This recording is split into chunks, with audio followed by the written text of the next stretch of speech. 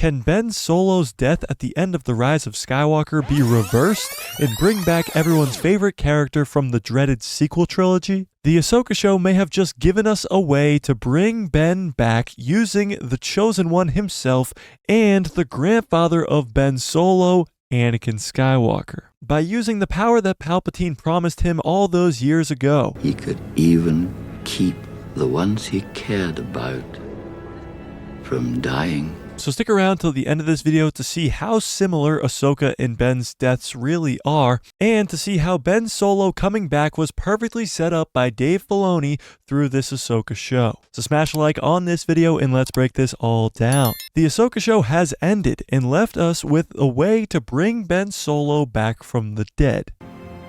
No one's ever really gone. I'm pretty sure that almost everyone's favorite character from the sequel trilogy is Ben Solo / Kylo Ren. Tell me in the comments if I'm wrong and if your favorite character is somebody else from the sequels. But moving past the sequel trilogy with future content, a lot of fans would love to see their favorite character from the trilogy move forward. Sadly, at the end of Rise of Skywalker, he dies. Or did he? I think Dave Filoni has just given us a lifeline in the Ahsoka show to save Kylo Ren. So how? How is this possible? We physically saw Ben Solo's body disappear. Well, in Ahsoka Episode 4, we see Baylan Skoll fighting against Ahsoka Tano, and this doesn't end too well for our titular character as she dies. Now she wakes up in the world between worlds, face to face with her master, Anakin Skywalker, who by now has been dead for about 8 years. And after one last lesson in some incredible live-action Clone Wars flashbacks, Ahsoka comes back to life. Now, when Anakin was alive, his one goal was to be able to save the ones that he loved. His mom when she dies in Attack of the Clones by the Tusken Raiders, and Padme in Revenge of the Sith when he begins to have nightmares about her dying, giving birth. And Palpatine brings Anakin over to the dark side by promising this ability. However, Anakin never really attains the power to save the ones that he loves until after his death. And after he died and kind of became the father of Mortis in the afterlife, he now has the ability to save the ones that he loves, and we see this firsthand in the Ahsoka show.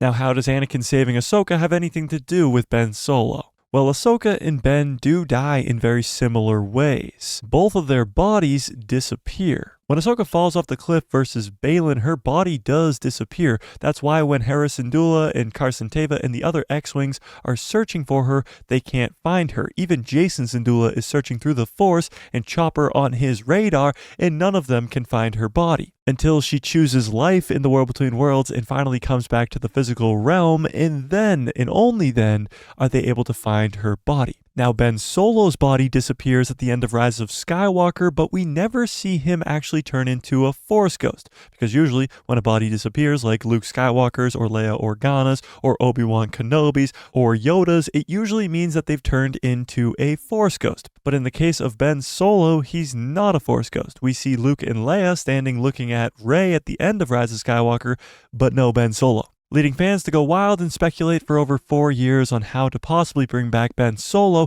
until the Ahsoka show rolls around and Dave Filoni gives us the perfect explanation as to how we can bring Ben back. And if Anakin gives him the same option to live or to die and he chooses to live, his body will reappear on Exegol in the same TIE fighter that he brought to that planet he can take to leave. So now the question is why? Why bring back Ben Solo? What's the purpose? Well, back in April of this year at Star Wars Celebration, there were 3 movies announced, and the first one that is supposed to be released is a Rey movie that will follow Rey 15 years after the Rise of Skywalker as she tries to rebuild the Jedi Order. And as you could guess, most fans are not that excited for this movie because most fans were turned off by Star Wars because of the sequel trilogy. And this movie is just an extension of that. However, if Ben Solo, who is most fans' favorite character from the dreaded sequel trilogy, is involved in this Rey movie, then that will draw a lot of attention to this movie. Because Ahsoka came back as Ahsoka the White.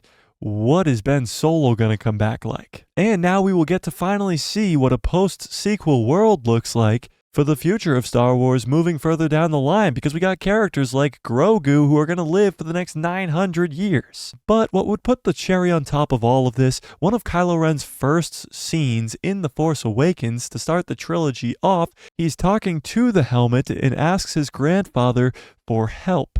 Well, what if the last scene of Kylo Ren, or Ben Solo, in the trilogy is again Ben Solo calling out for help from his grandfather and finally actually getting that help via the world between worlds, the only way that Anakin is able to save the ones that he loves from dying. Again, it's like poetry, so if they rhyme.